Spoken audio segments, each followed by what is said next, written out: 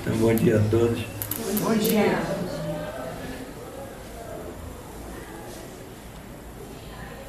Então, nós viemos aqui em Belém e estamos assim, rodando assim, várias partes do país. Fizemos uma turnê pelo Nordeste e tivemos em várias universidades, em diferentes lugares. Estivemos na Universidade Federal em Caruaru, Universidade Federal em Campina Grande, em João Pessoa, em Recife, Vitória do Espírito Santo, e também lá pelo Sul, também na USP e outros lugares. Então, nós estamos, depois eu vou falar, estamos fazendo o lançamento desse livro Sanidade Espiritual, e tem sido um intercâmbio muito estimulante, assim, porque nós já estamos há quase 40 anos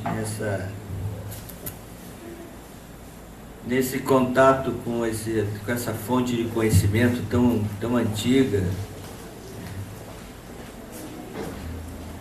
que é o conhecimento védico da Índia, né? Quer dizer, os Vedas, né? Essa grande literatura, assim, centenas de livros, imagina. Uma tradição, assim, nossa tradição aqui no Brasil é de 500 e poucos anos. Lá na Índia a tradição é de 5.000 para trás, né? É assim, impressionante. É assim, eles têm uma bagagem cultural impressionante. Então, essa literatura assim tão vasta, né? Escrita no idioma sânscrito. Idioma sânscrito, assim, aí disse que é uma língua morta, mas até tem muitos vocábulos de sânscrito que agora estão sendo introduzidos até no nosso idioma. Outra vez eu dei uma olhada no Aurélio e tinha ali um monte de palavras assim de sânscrito que hoje em dia é muito comum, como yoga, mantra, karma. Até o pessoal vai nos bares e pede, me dá uma Brahma. Que é uma palavra em sânscrito, quer dizer espiritual, né? O pessoal não sabe que está pedindo algo espiritual.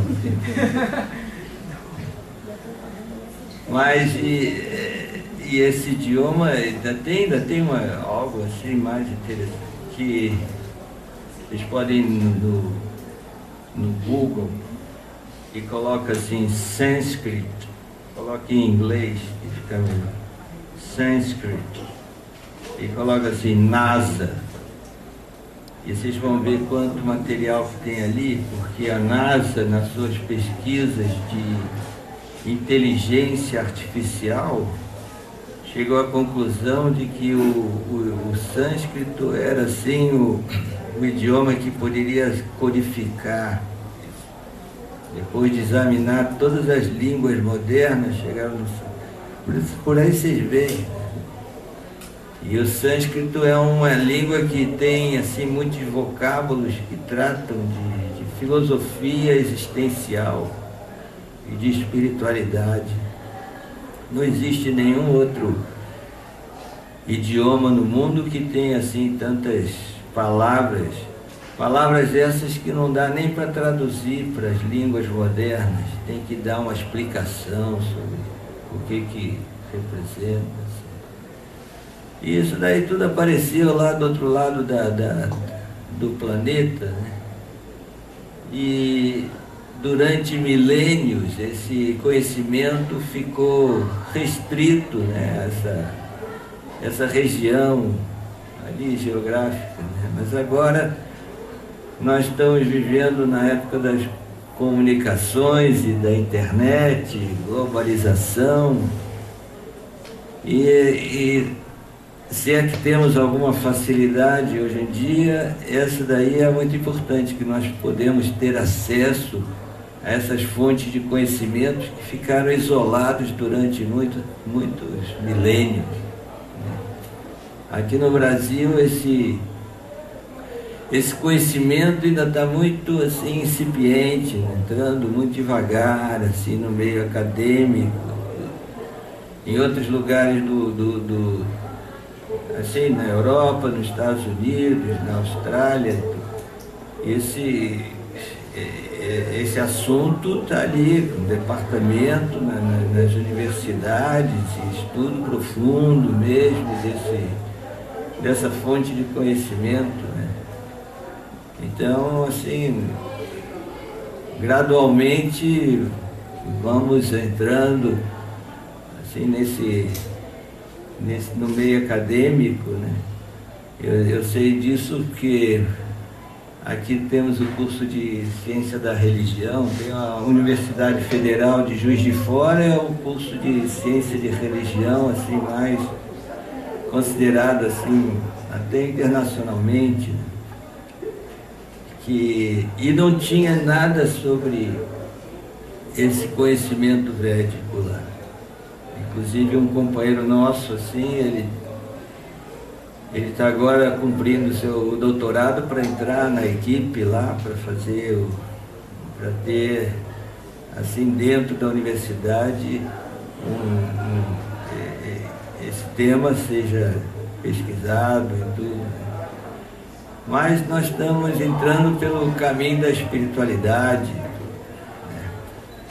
Principalmente com o acesso do mais famoso livro desse conhecimento védico, que é o Bhagavad Gita. E nós vemos que existe muita filosofia na Índia. Quer dizer, aqui o meio acadêmico ocidental fica implicando com a Índia, dizendo que lá não tem filosofia nasceu na Grécia e tudo, não pode se dizer que é filosofia, mas está ali todos os departamentos de filosofia estão lá, ontologia, metafísica, epistemologia, ética, tudo é abordado, como não tem filosofia. A diferença é que aqui no Ocidente, originalmente a filosofia quer dizer o saber, né? Então abrangia todas as modalidades de saber, né? Mas a nossa tendência aqui da mentalidade ocidental, talvez lá a partir de Descartes, talvez assim, então a coisa começou a se fragmentar, né? O saber, né, que era assim uma coisa global, aí ficou cada um, foi desmembrando, né? Então o que era filosofia, aí já a psicologia foi por um lado, a sociologia por outro, a antropologia para outra, a teologia para outro lado, e foi assim se fragmentando completamente, né? Já no contexto da Índia, a gente vê assim um envolvimento assim muito mais holístico, né? Da filosofia, com a ciência, com a espiritualidade, com as artes, e tudo caminha, tudo muito em conjunto, né? Então nós aqui temos essa limitação, né? E também certas considerações, assim, que filosofia significa a visão de mundo, né? Como entender a realidade, né? Então, esse assunto em filosofia chama epistemologia, né? Como obter conhecimento, uma fonte segura, válida. Então, na filosofia védica, a filosofia Vedanta, existem várias formas de obter o conhecimento. Então, uma forma de obter conhecimento é essa mais direta, né? Através dos sentidos, né? Então, o conhecimento empírico, em sânscrito chama-se de pratyaksha. Aksha significa olho.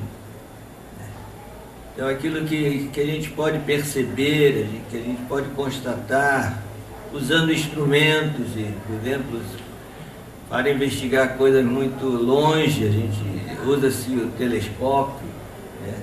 Mas você precisa do olho ali, e dos sentidos, né? Comprovar os dados. Para coisas muito pequenas, tem microscópios e aceleradores de partículas, assim, para tratar com partículas subatômicas e tudo, mas precisa dos sentidos, né? Então, esse método empírico que a ciência usa, né? A ciência, para observação científica, usa esse método empírico. Mas com isso, a ciência está investigando a natureza material, né, a energia material e tem, assim, estão tendo, assim, estão conquistando muitos sucessos aí, assim, na tecnologia, coisas impressionantes, né? Quem que poderia imaginar 20 anos, 30 anos atrás que a pessoa ia sair na rua falando assim no celular e tudo, falando com outro país e sei lá, que ninguém imaginar. Eu não entendo nada, como é que pode falar aqui, o outro escuta lá. É um milagre, sei lá.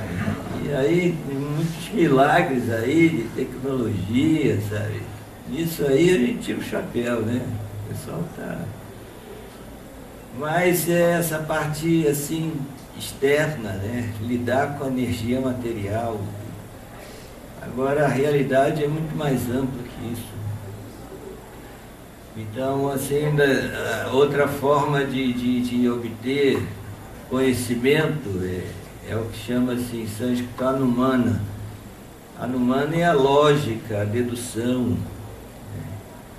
Então, assim, pela dedução, pela lógica, a pessoa pode expandir mais a sua percepção do mundo, né? A filosofia ocidental tenta usa isso, mas sem o critério que tem no conhecimento védico. Porque tem uma filosofia que chama Nyaya, que trata exclusivamente da lógica, em muitos níveis diferentes, né? Então a lógica assim, mais básica, mais simples, assim, tem um aforismo assim, em sânscrito que diz assim: Yata Dhuma Tata Agni, onde há fumaça, há fogo. Essa é a mais simples, né? Que a pessoa vê ao longe, vê assim uma fumacinha, então ela deduz, lá tem fogo, né? Agora, deduz por quê? Porque a pessoa sabe da correspondência entre... Ela tem uma experiência anterior da correspondência entre fumaça e fogo, né? Aí ela pode usar a lógica, a dedução, para chegar a essa conclusão. Bem, isso é muito simples e tudo muito lógico, né? Mas aí é o começo de toda uma elaboração, assim, de um estudo profundo nesse sentido, né? Mas mesmo assim, com a lógica, pode-se chegar mais longe, mas também não se chega assim numa conclusão final. Por exemplo, qual é uma experiência que nós temos? Uma experiência que qualquer pessoa pode ter é o seguinte. Por exemplo,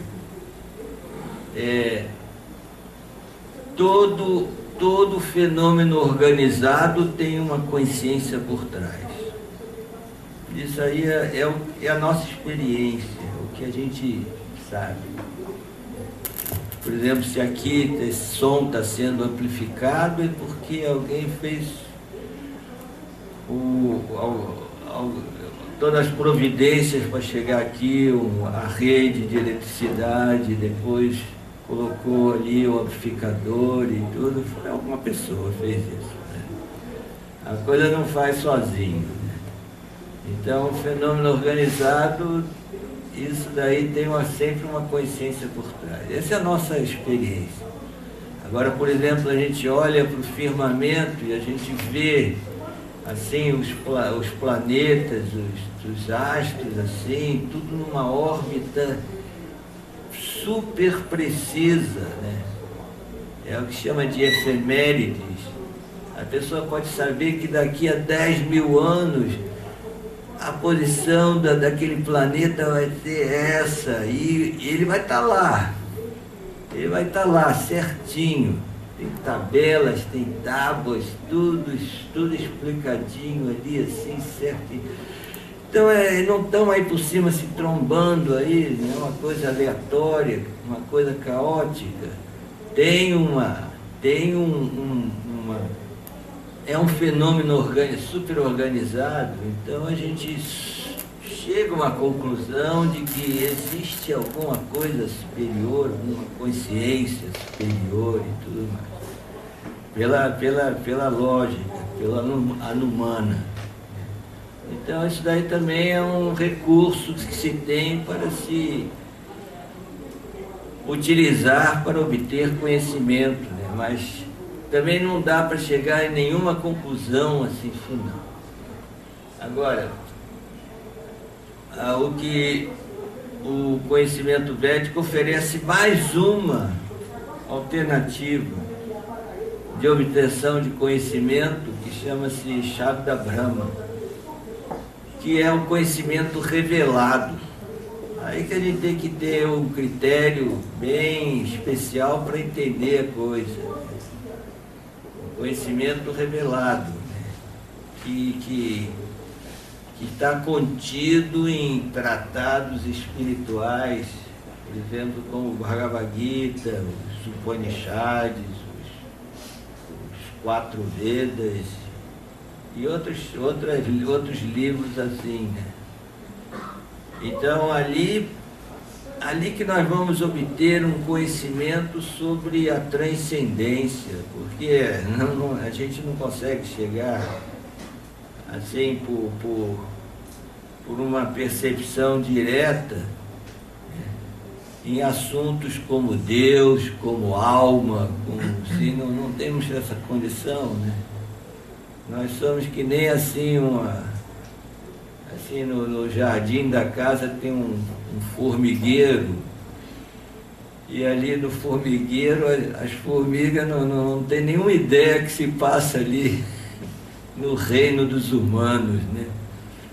Não sei, pode ser que tenha algum filósofo ali entre as formigas, assim, especulando, algum ser, os seres que tem, porque as formigas em geral,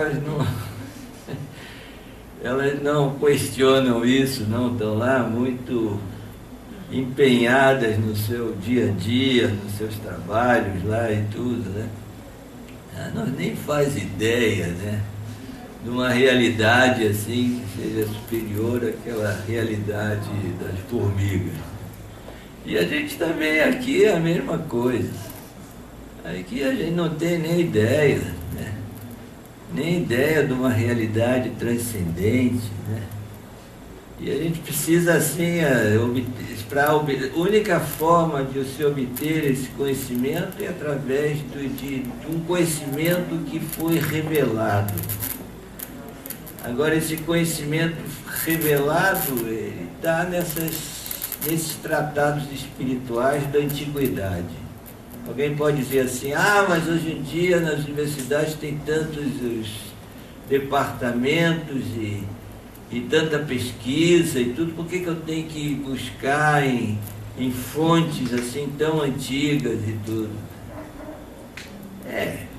Porque por causa do estilo de vida de hoje em dia, como eu falei, hoje em dia tudo está voltado assim para o exterior, né? Devido aqui à Revolução Industrial e o próprio ritmo de vida hoje moderno e tudo. Mas no passado as condições eram muito mais adequadas para um mergulho interior, né? Para pesquisar a essência, né? E nesse passado remoto, assim, muitas pessoas atingiram um estado de consciência, assim, de iluminação espiritual. E nessa condição, assim, os canais da consciência estavam assim ligados com a transcendência, e muito desse conhecimento, que é um conhecimento que nós chamamos transcendental, quer dizer, além do alcance dos sentidos, né? Então ele entrou na sociedade humana. E a gente vê que tem, assim, a sociedade humana sempre nunca ficou desprovida de algum tipo de revelação. Por exemplo, na nossa cultura aqui ocidental e aqui no nosso país e nosso continente, assim, a revelação judaico-cristã, assim, exerce uma influência muito grande, né?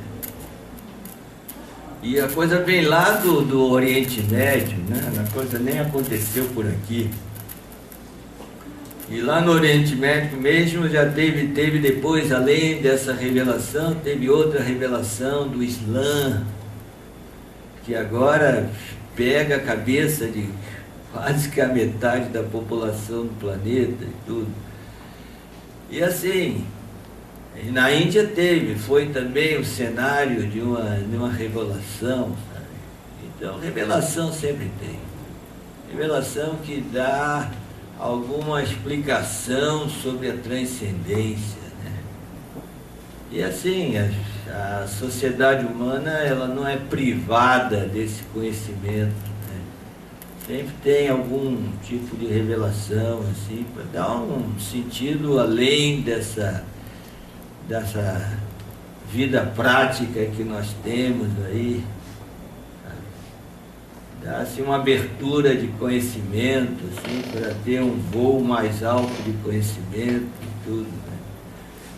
Agora, o que vale é que no contexto do conhecimento védico, isso daí é levado assim em consideração. A gente vê que durante a evolução da filosofia aqui no Ocidente, né, por exemplo, no período da escolástica, a Bíblia era uma referência. A Bíblia era uma referência que mostrava assim o tipo de uma visão assim mais ampla, né? E assim muita coisa foi estabelecida dentro dos parâmetros da filosofia, mas com base num conhecimento revelado. Então, essa é uma diferença que temos aí.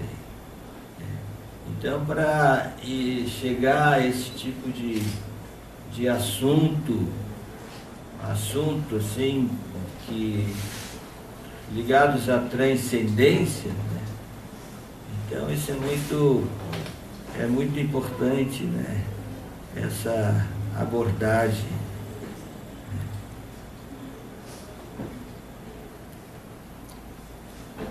Então, nesse sentido, nós achamos que existe muita coisa que esse conhecimento védico pode complementar o que aqui no Ocidente já se percebeu da realidade.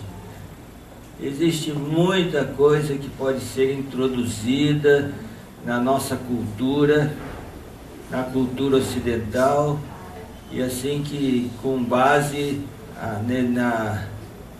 nesse conhecimento da Índia. Então, a nossa missão tem sempre sido essa de passar isso para as pessoas e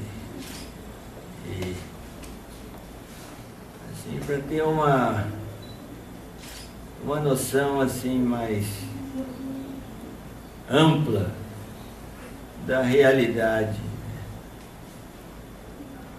Então, assim, dentro da proposta que foi feita aqui para essa palestra, que se fala de sustentabilidade e espiritualidade,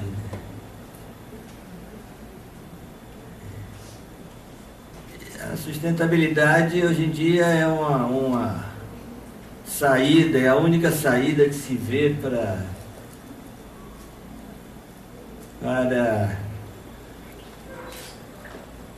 tentar salvar o que pode ser salvo aqui nesse planeta. Inclusive tem esse conceito de desenvolvimento sustentável, né? Que é um conceito assim, até já está meio desgastado, porque caiu na boca dos políticos aí, assim, então qualquer coisa se fala em desenvolvimento sustentável e coisa e tal, mas... E assim, geralmente, assim, sempre num contexto assim, urbano, né? Vamos reciclar o lixo e coisa. Quer dizer, fazer alguma providência para não piorar a situação, né? Mas assim, o desenvolvimento sustentável, a pessoa tem que entender bem os ciclos da natureza, porque a natureza tem uma tremenda capacidade de se renovar, né? Então, assim, depois da Revolução Industrial, assim, isso foi uma faca de dois gumes, né? Porque deu progresso, deu, assim, condições de melhorias de vida. Hoje em dia a expectativa de vida é maior do que na antiguidade, né? Isso a gente tem que entender, né? Mas também dá margem à exploração dos recursos naturais, assim, de uma forma assim, sabe, que foge controle.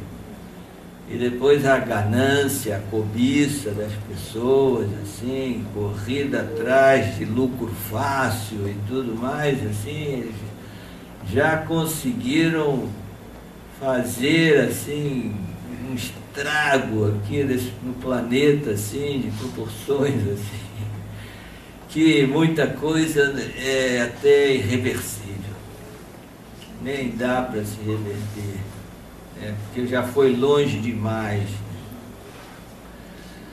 Mas esse é um conceito que, sabe, que pode pelo menos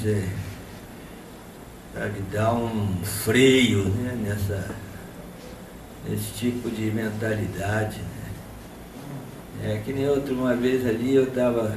E a mentalidade está em todas as pessoas, né? mesmo dos poderosos aí, que têm o poder econômico na mão, e também pessoas simples. Assim, uma vez estava lá no nosso projeto lá em Paraty, assim, eu estava plantando árvores, estava plantando, que é uma atividade que eu sempre faço ali, estava plantando árvores ali, e um empregado, assim, já velhinho, né?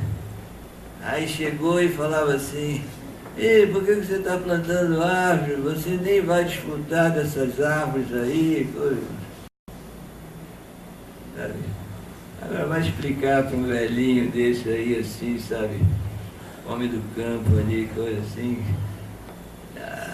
Mas a mentalidade é essa, né? Assim, né? Tem que ter essa... participar mesmo da nossa contribuição, né, para as próximas gerações e tudo mais.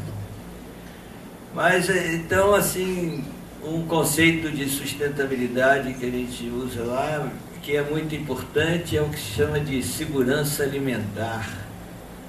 Segurança alimentar significa que temos que estar preparados para o pior. Temos que ter preparados para um colapso aí, assim, de energia, ou conflito social, qualquer coisa. Então temos que estar preparados em produzir a nossa própria alimentação, né? Mesmo que seja muito simples, né?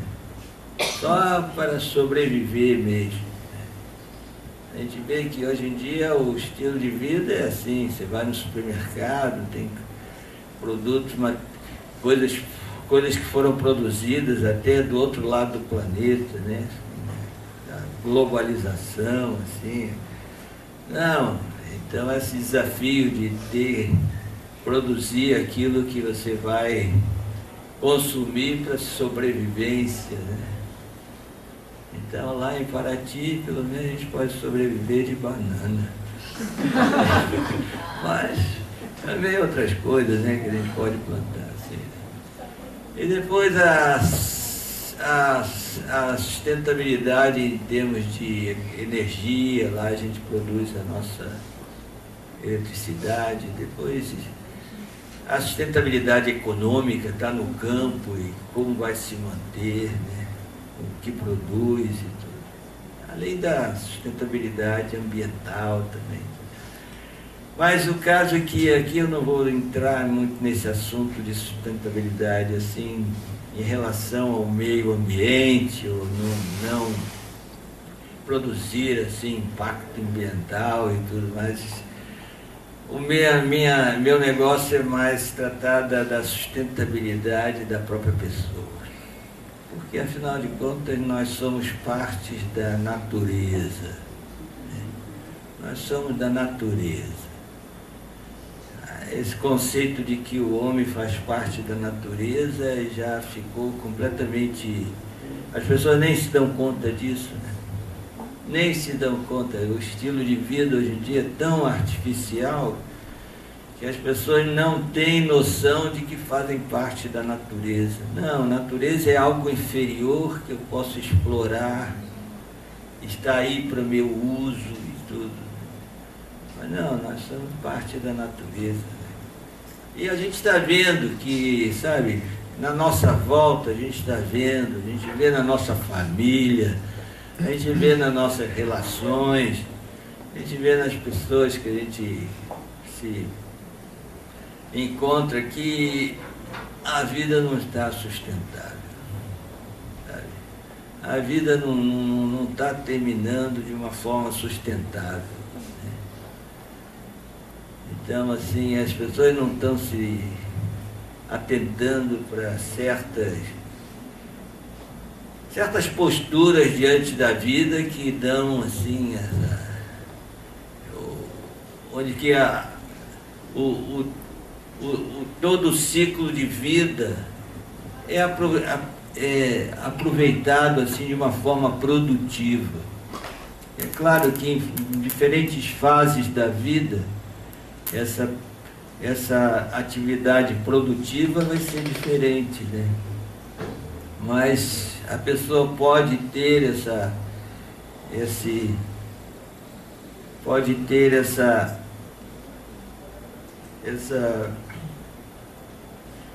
vida produtiva até o final, né?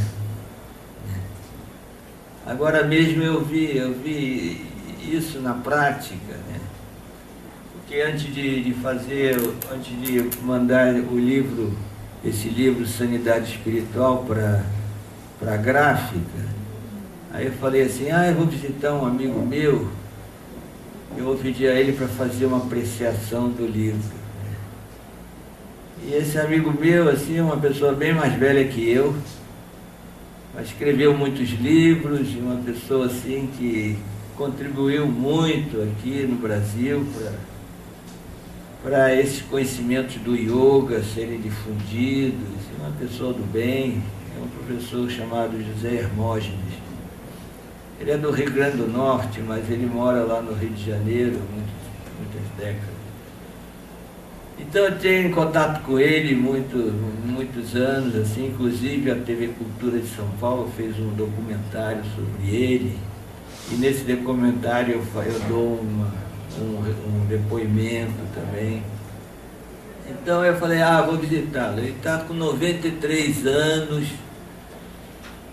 e a gente já se cruzou muitas vezes aí em diferentes situações, assim, de eventos e tudo, assim. Cheguei lá no apartamento dele, lá em Botafogo, lá em frente do Pão de Açúcar ali, aí levei até um susto, né, porque ele estava bem acabado, né? A velhice pegou ele ali, assim. Até um ano atrás ele ainda saía, fazia palestras e tudo, mas aí ele estava muito debilitado. Mas o corpo que estava debilitado, a consciência não estava para nada debilitada, né? Inclusive estava com 2 jovens assim, e ele perguntava aos jovens assim o que eles estavam fazendo, quais eram os planos deles, e coisa interessada, e coisa. Isso é difícil de ver, né? Uma pessoa assim já no final da sua vida e tudo, falava muito baixinho, quase nem dava para escutar e tudo assim, mas sempre com aquele humor e sempre ali assim com a consciência completamente lúcida. Então eu li algum artigo para ele assim, escuta só o que eu escrevi e tal, e lia um artigo assim, aí no meio do artigo ele, peraí, olha aí, você pode melhorar isso aqui, assim, gritando. Quer dizer, estava super ligado, assim, né? E a gente vê, né? Até ele escreveu livros, deve estar até com planos de escrever mais das suas realizações. E uma pessoa assim que nem é da linha que eu estou seguindo, nem a linha espiritual que eu sigo e tudo, mas a gente vê que assim, é uma vida sustentável, uma vida produtiva, né, até o final.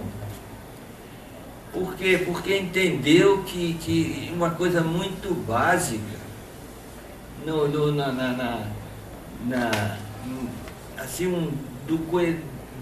da realização filosófica da vida. Uma coisa muito básica. Inclusive isso daí é o conhecimento, é o primeiro conhecimento assim, que o Bhagavad Gita nos dá. É a compreensão de que nós não somos o corpo, nós somos o espírito, nós somos a alma. Isso daí até a pessoa pode intelectualmente entender. Agora, botar isso assim como um paradigma de vida, que é difícil, porque o dia a dia, a consciência prática ali, a consciência corpórea, é muito atuante na vida da pessoa, e a pessoa fica envolvida com essa consciência corpórea. Aí depois o problema começa quando o corpo começa na sua decadência, né? e a pessoa está identificada com o corpo. Dentro do conhecimento védico, isso daí é exatamente a essência da ignorância. Esse daí é o termo mais certo, né? A identificação com o corpo. Porque outro conhecimento védico, assim, que é fundamental para se entender a realidade, é o que se diz o seguinte: tudo é cíclico. Tudo nesse mundo é cíclico. Não existe nada que surge do nada e acabe no nada. Isso a física clássica já falou isso, né? Nada se cria, nada se perde, tudo se transforma e tudo. Mas aí a gente vê assim, por exemplo, é só ir lá no YouTube, você vai ver muitos debates sobre, assim, a turma do Big Bang e a turma do criacionista. E a única coisa que eles têm em comum é o seguinte: tudo começou do nada. Isso não é aceito na filosofia védica. Assim, eu não estou dizendo espiritualidade, filosofia, assim, sabe? É compreensão assim, da realidade. Que tudo aqui é cíclico. Então, isso daí não é cíclico. Isso começou do nada e vai terminar do nada. No passado tinha aquela confusão toda, o pessoal achava que o mundo ia acabar e coisas assim. Não acabou. E se acabasse ia começar de novo, qual é o problema? Tudo é cíclico. Então aí a gente vai vendo, tendo uma... E a nossa vida também é cíclica. Olha só. É como diz na Bíblia, o que você semeia, você colhe. Tá. Aqui já é uma colheita. Agora vamos ver a próxima safra. Isso daí que a gente tem que pensar. Né? E assim, é visão de mundo, sabe? É filosofia. E a filosofia indo junto com a espiritualidade. É como meu mestre espiritual falava sempre, né? Srila Prabhupada. Ele faleceu em 1977. Ele veio aqui para o Ocidente com 70 anos, em 1965, sozinho, não tinha nenhuma instituição dando respaldo a ele, veio sozinho e trouxe esse conhecimento do Bhagavad Gita e trouxe o conhecimento desse movimento baseado no cantar do Mahamantra Hare Krishna, que é um movimento que começou há 500 anos atrás, ou mais, 500 e tantos anos atrás, bem na época do descobrimento do Brasil. E ele veio sozinho. Então, ele falava uma coisa assim, ele deu uma instrução assim, ele falava assim: é como os dois trilhos de um trem. Os dois trilhos do trem têm que ser paralelos e iguaizinhos, assim, para o trem se locomover. Então, assim, num trilho é a filosofia e outro trilho é a espiritualidade. As coisas têm que caminhar juntas, né? Mas tem que ter a filosofia, tem que ter a visão de mundo, tem que ter... A gente vê que tem pessoas que têm espiritualidade, pessoas boas, pessoas de bom caráter, pessoas confiáveis, pessoas generosas, pessoas do bem e tudo mais. Mas quando vai ver a consciência desse tamaninho, não está entendendo nada sobre a vida, né? Então, assim, aí chega no final do ciclo de vida, aí ficam tristes, né? Aquele pessoalzinho fica muito triste, fica muito murcho, assim se lamenta. A gente vai nas reuniões até de família e a conversa é só doença. É só doença. O pessoal vai murchando, sabe? Assim, né? Porque tem um artigo aqui que eu falo aqui desse livro aqui, que eu digo a curva da consciência. Eu mostro assim, qual é a curva do corpo? Então, assim, 2 vetores aqui, assim. O vetor, assim, é horizontal, duração de vida, né? E o vetor vertical é desempenho, tá? Então, vamos traçar a curva do ciclo de vida do corpo. Então, nasce aqui do zero, cresce, o corpo cresce, nessa fase aqui, então a pessoa tem o seu desempenho máximo, porque está com toda a vitalidade, está com criatividade, está assim, com vigor e tudo, e depois entra na fase de decadência do corpo, né? E aqui termina o ciclo do corpo, né? Agora, a questão é, e qual é a curva da consciência? Então a gente vê que para a maioria das pessoas a curva da consciência acompanha aqui a curva do corpo. Então aqui o corpo vai entrando em decadência e a consciência vai murchando. Aí começa aquelas conversas assim, porque no meu tempo e coisa, e a gente já sabe, né? Perdeu assim o trem da história. Então assim a gente sugere que a pessoa faça um plano na sua vida para não se deixar levar, não se deixar arrastar pela decadência do corpo, que é inevitável, né? É inevitável. Mas se a pessoa tem essa compreensão, ela pode fazer com que, mesmo que o corpo esteja decaindo, a consciência vai sempre aumentando e a pessoa pode assim sair dessa vida por cima, não sair por baixo, né? O negócio é sair por cima, né? Mesmo que a pessoa está ficando velha e tudo, assim a consciência vai subindo, sabe? Vai se expandindo, vai compreendendo cada vez mais. Tem outro artigo aqui que eu falo sobre o dilema dos jovens. Digo que já foi o tempo em que velhice era sinal de sabedoria. Hoje em dia está escasso isso. Já foi o tempo em que os jovens se aproximavam dos velhos para obter conselhos e tudo. Mas hoje em dia o choque assim, das gerações assim, ficou assim um vácuo, né, entre as gerações assim, não tem. Então os jovens, eles vê os velhinhos tudo murcho, né? Vê os velhinhos tudo murcho e fala assim, eu vou ficar que nem eles. Aí botam para quebrar, né?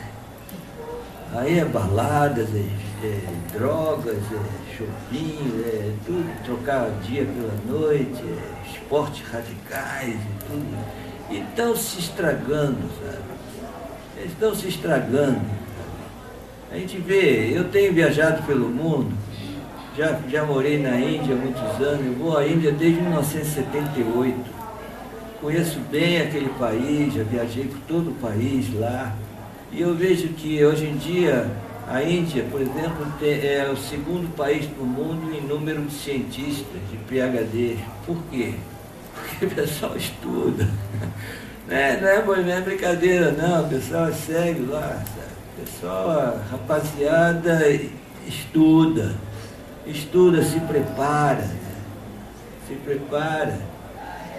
Eu estive também andando pela China por 3 meses, já faz uns anos ali, fui em várias universidades assim, vi também que é por isso que estão aí. Então agora está frutificando todo esse... Então assim, porque a gente vê que esse é outro conhecimento védico muito importante, que a gente pode adotar aqui na nossa cultura. Esse ciclo de vida, nós podemos dividi-lo em 4 sessões, 4 partes. A primeira parte é a vida de estudante. Aí tem que estudar, tem que aprender mas tem que aprender também a filosofia existencial e o que é a espiritualidade. E como eu digo nesse livro, esse conceito de o que é a espiritualidade sã. Então, assim, tem que ser bem nesse período inicial. O que entra no segundo período é a vida familiar. Aí a vida familiar é difícil, é luta. O pessoal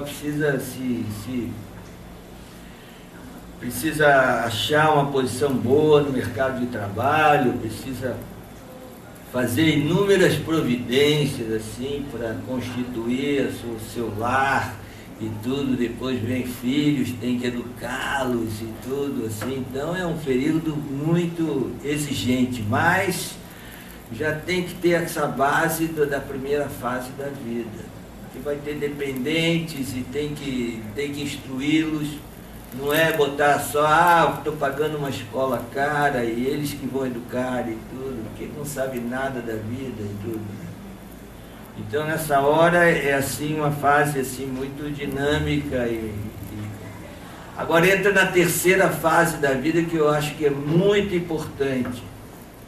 A terceira fase é a aposentadoria. Essa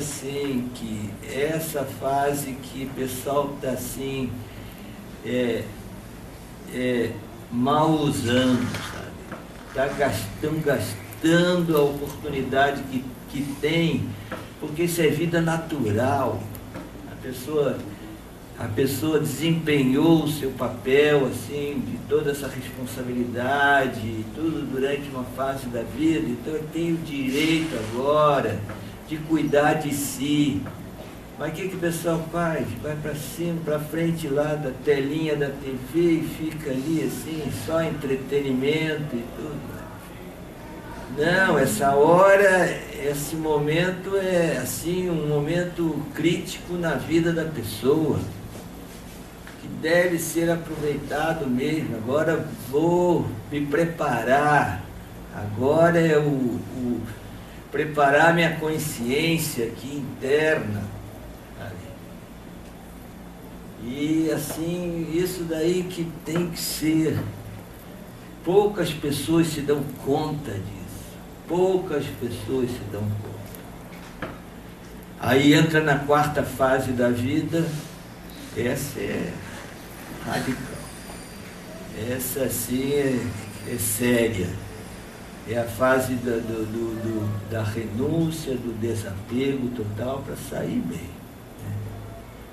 Mas quando o pessoal entra na última fase da vida, assim, na reta final, já está completamente estragado. Aí não dá mais para se recompor, né? É como diz o ditado, né? Não se ensina truques novos para cachorro velho, né? Cachorro velho não aprende truques novos.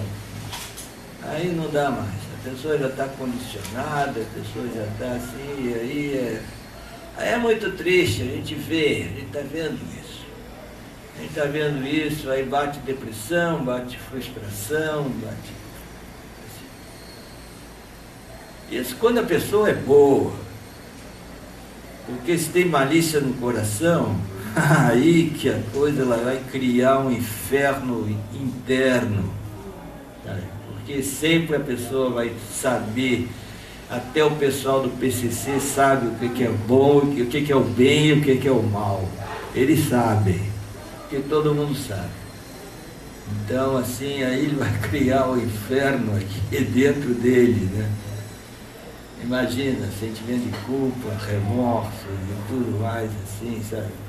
Ali, dentro da pessoa. Então, assim, a coisa é sair numa boa. Sair livre, sair assim com aquela satisfação, é dito que a satisfação mais profunda que a pessoa pode ter é a satisfação do dever cumprido. Então ali a pessoa, eu fiz o que eu deveria ter sido feito na minha vida. e sair assim conectado. Minha consciência está conectada com a transcendência. Nem vou entrar nesse detalhe. Cada um tem seu caminho aí, né? Então estou conectado, não estou solto, não estou desamparado, porque se a pessoa está desamparada, aí bate maior medo mesmo. Maior medo. Mergulhar no desconhecido, assim, sem nenhuma conexão. Não.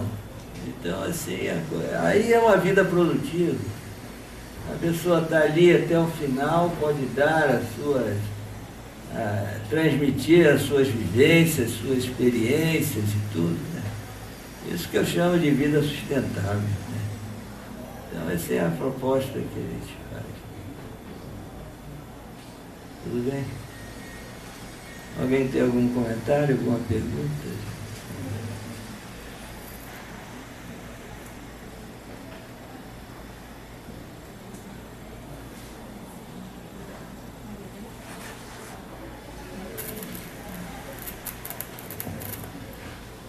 Nós trouxemos aqui o nosso livro aqui, Sanidade Espiritual. Aqueles que se interessarem podem adquirir. Ali atrás tem uma mesinha ali com outros livros também sobre a espiritualidade da Índia, sobre esse conhecimento védico. E vamos também ter algum programa de hoje para amanhã. Teremos ali, tem ali o nosso folheto com a programação de amanhã, de hoje e de amanhã. E assim a gente agradece aí a presença de vocês. Quem quiser fazer alguma pergunta.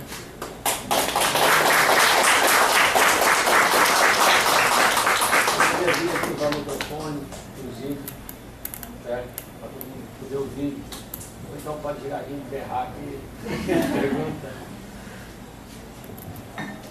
Meu interesse é o seguinte: como é que a Índia está enfrentando esse processo de globalização?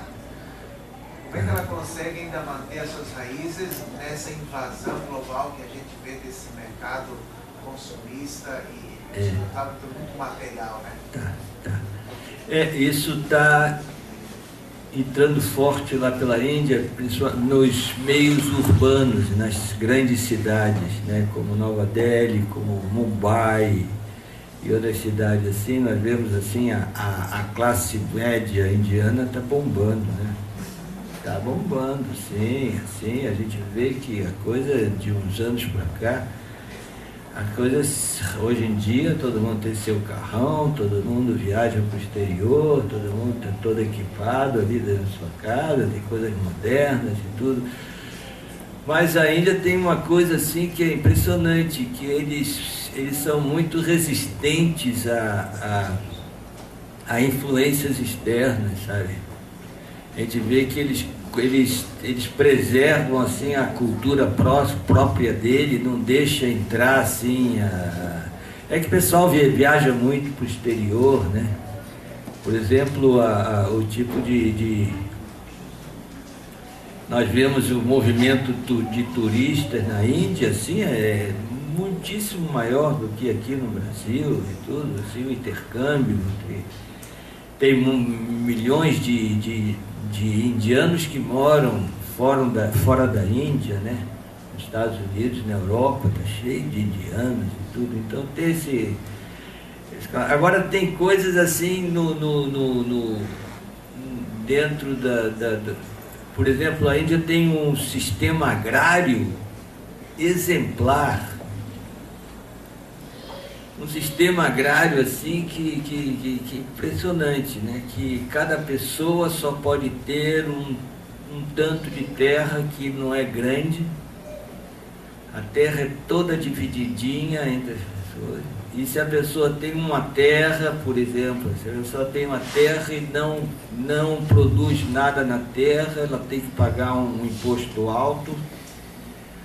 Se ela tem uma terra e coloca empregados para fazer para cultivar alguma coisa da terra, ela paga um imposto médio. E se ela tem a terra e ela mesma cultiva, então o imposto é bem baixinho. E dentro das vilas, assim, é tudo um sistema de comunitário. As terras, você não vê os limites das terras. Tem ali o vilarejo, depois tem as grandes áreas assim, que tem assim as plantações, no norte mais a plantação do trigo e ao sul mais a plantação de arroz e tudo, e aquilo ali é de todo mundo ali. Todos fazem mutirão e tudo. Quer dizer, tem essas coisas assim que é bem interessante, que vem do passado remoto, né, e se mantém, né? O comércio é todo picadinho, todo mundo tem sua lojinha, agora que está começando a surgir assim, umas lojas assim maiores e tudo, assim, mas mesmo assim é muito diferente da nós aqui. E principalmente no modelo americano, assim, das grandes corporações, o Walmart, por exemplo, assim, que tem em todo lugar.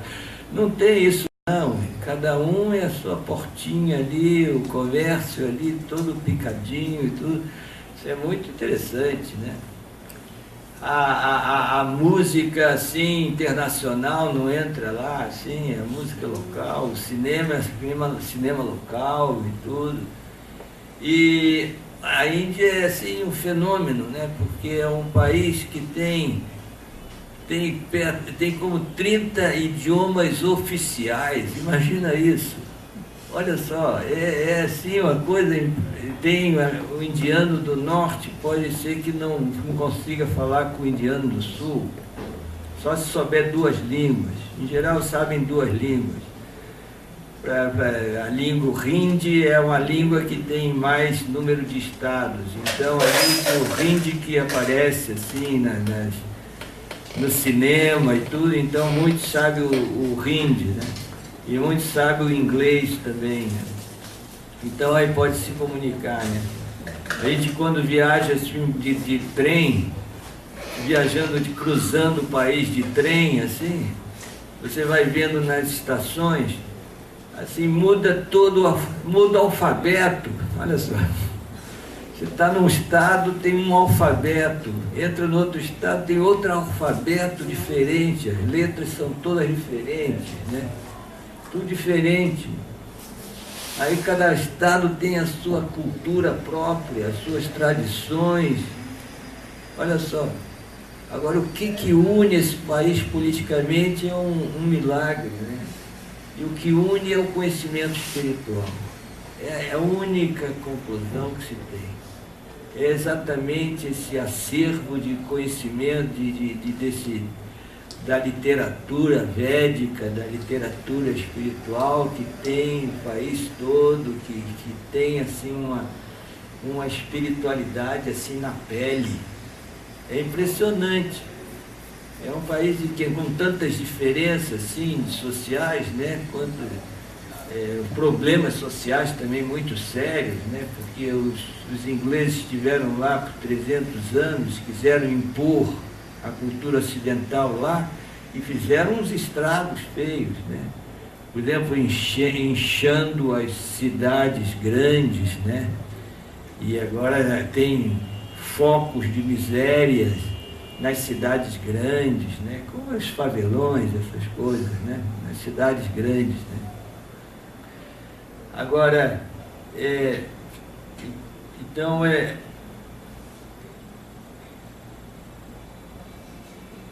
mas a gente vê que tem essa unidade, pessoa simples, a gente vê assim, porque festival na Índia é festival espiritual, né?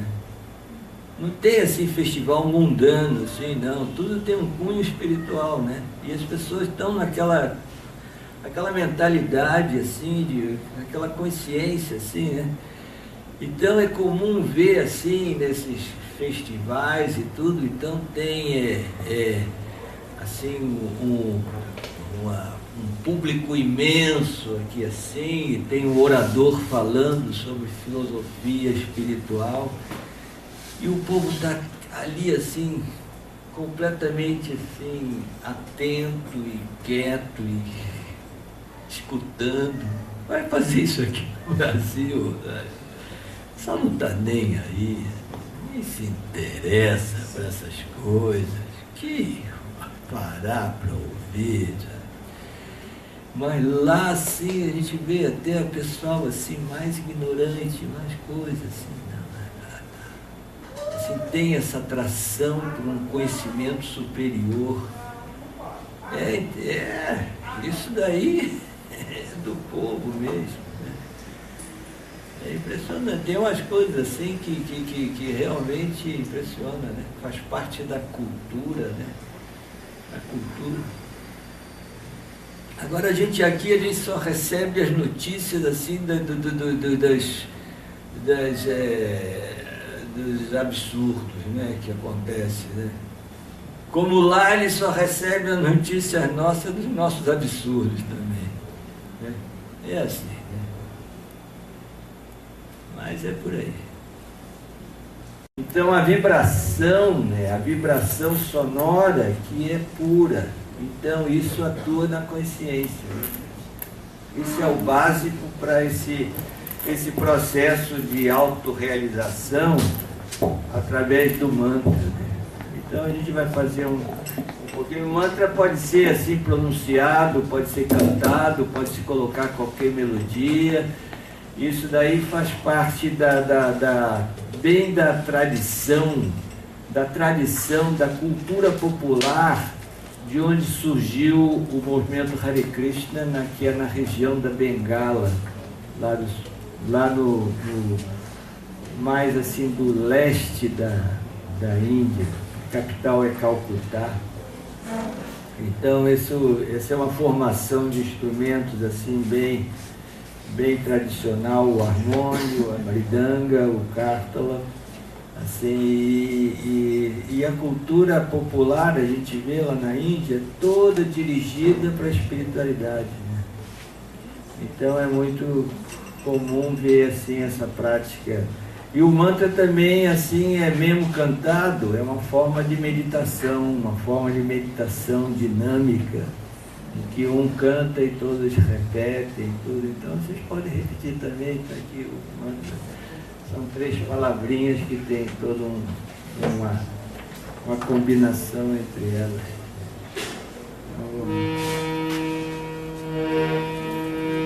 Hare Krishna, Krishna Krishna, Hare Rama, Hare Rama, Rama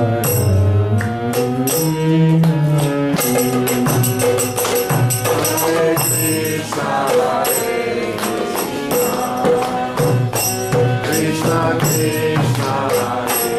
Krishna Krishna, Hare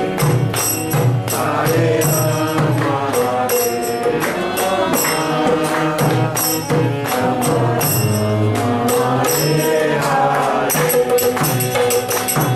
Hare Krishna, Hare Krishna, Krishna Krishna, Hare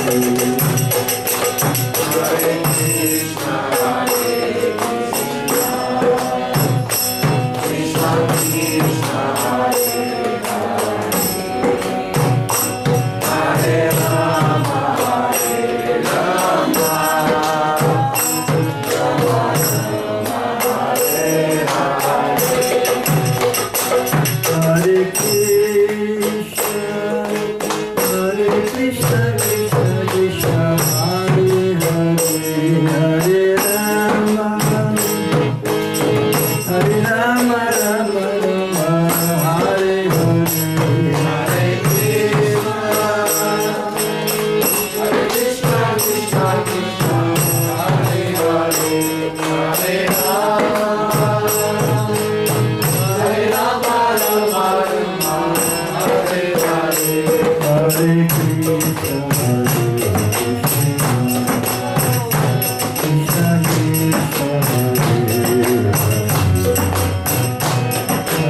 Rama, Hare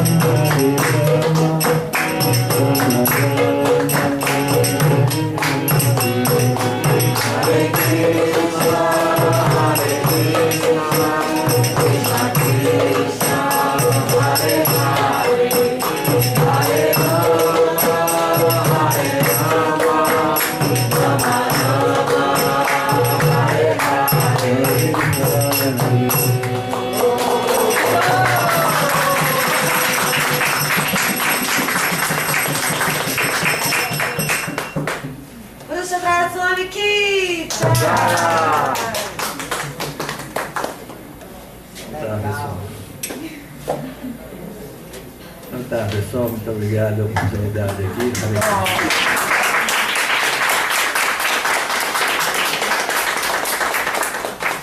Aproveitar também esse momento para agradecer a direção da UEPA por sempre dar essa oportunidade, especialmente através daqui do Centro de